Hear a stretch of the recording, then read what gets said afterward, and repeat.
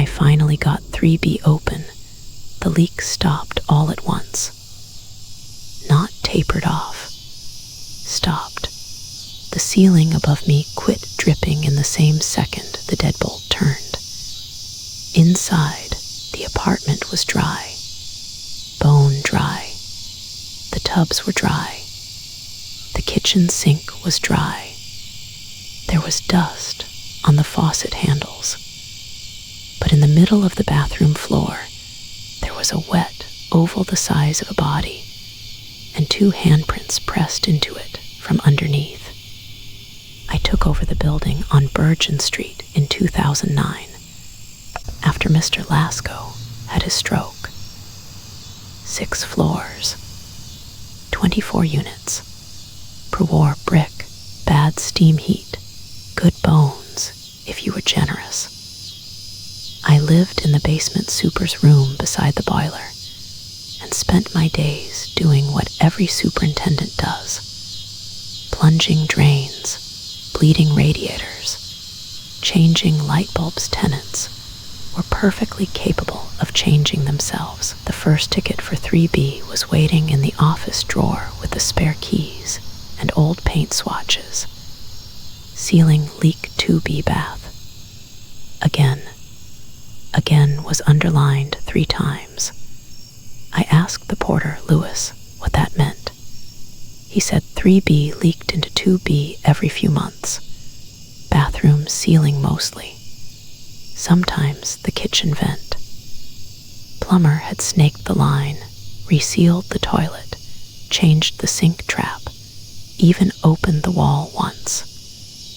Nothing fixed it for long. I checked the file. Same complaint for 8 years. Always from below. Never from 3B. That was the first odd thing. Most people with a leak upstairs call before the people getting dripped on. They smell it. They see bubbling paint. They hear the steady tick into a bucket. But 3B never called. Not once. And when I knocked that afternoon, nobody answered, though I could hear water moving inside. The tenant in 2B was Mrs. Valdez, 60 if she was a day, lived alone with 3 plastic-covered couches and a television loud enough to hear from the stairwell. She walked me into her bathroom and pointed up with a wooden spoon. The ceiling had gone soft around the light fixture. Brown water beaded through the paint, gathered, and fell into a stock pot on the toilet lid. Plink, plink, plink. She said, "There, you see, same place." I asked when it started. "Last night," she said, "right after the dragging." I asked what dragging. She stared at me like I was the stupidest man in Brooklyn. From upstairs, across the floor, slow. Then the water starts. I went back to 3B and knocked harder. I called through the door. Building super. Need to check a leak. Nothing. The name on the mailbox was E. Wren. Rent paid by money order, always on time. I had never seen him. The previous super's notes described him in one line. Keeps to himself. Do not enter without notice. That line bothered me. Not because of the tenant. Because a super had written it down. That night, around 1:10, with the boiler cycling and the whole basement knocking in the pipes, I heard it through the heating riser by my bed.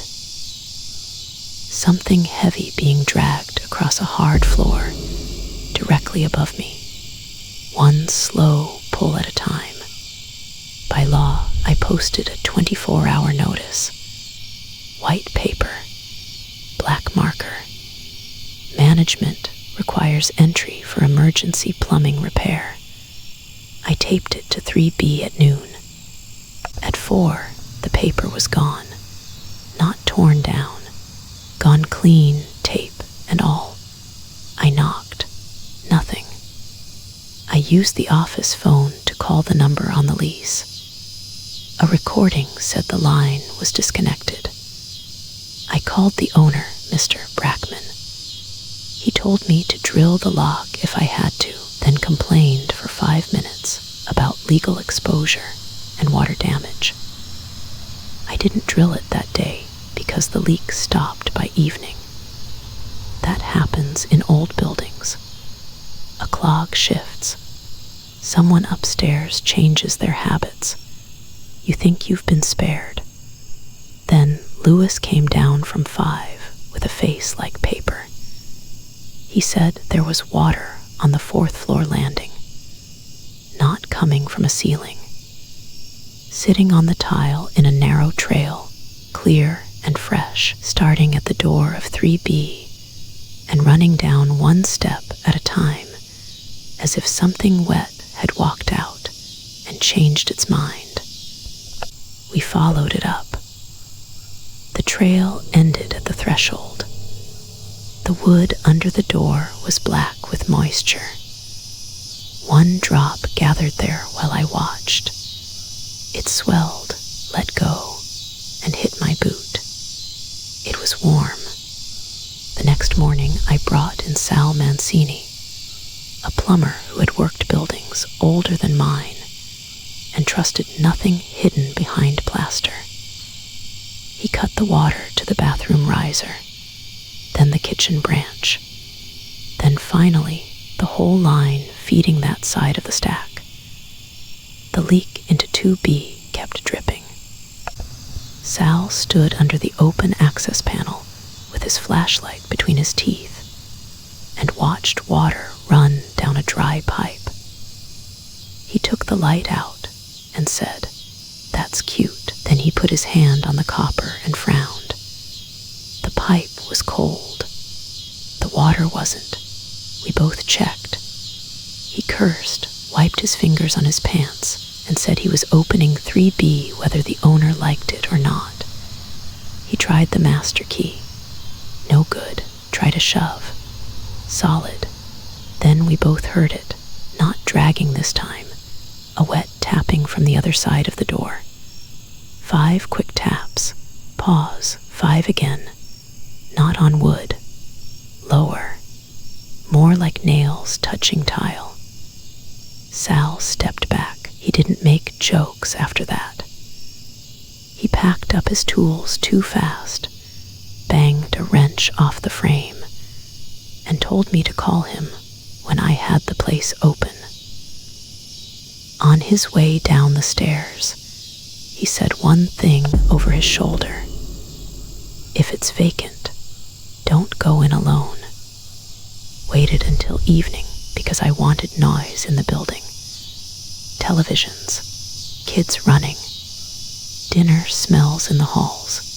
Stupid reason maybe, but it felt better than doing it at noon with the whole place empty. Lewis stood at the stairs and watched while I took the cylinder out. The screws were painted over. My hands slipped twice. There was a smell at the door now, faint but plain. Not rot, not sewage. Wet plaster and pennies. When the lock finally gave, the leak stopped all at once. The ceiling above 2B quit dripping in the same second the deadbolt turned. I remember that exactly. The apartment was dim and hotter than the hall. Every window had been sealed with clear packing tape around the frames. The living room was almost empty. One chair facing the wall. No television. No books. No pictures. Just pale rectangles on the floor where furniture had once been. The kitchen sink was dry.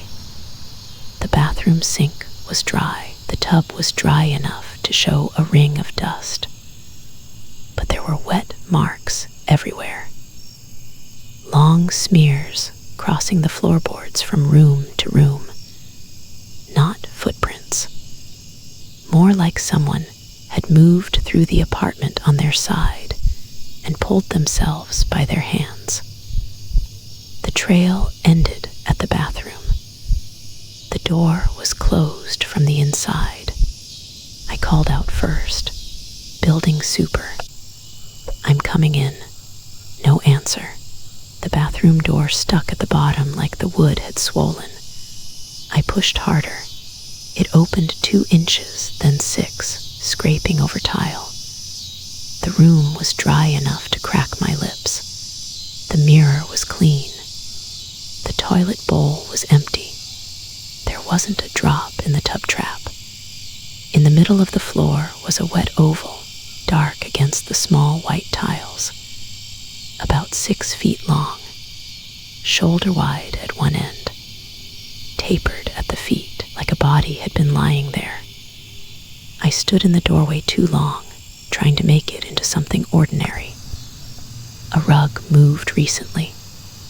A spill, mop water, but there was no bucket, no rug, no sign anyone had lived that way. Then I saw the hands. 2 handprints pressed up through the water from underneath, as if there were glass over a flooded space, and someone below had set both palms against it.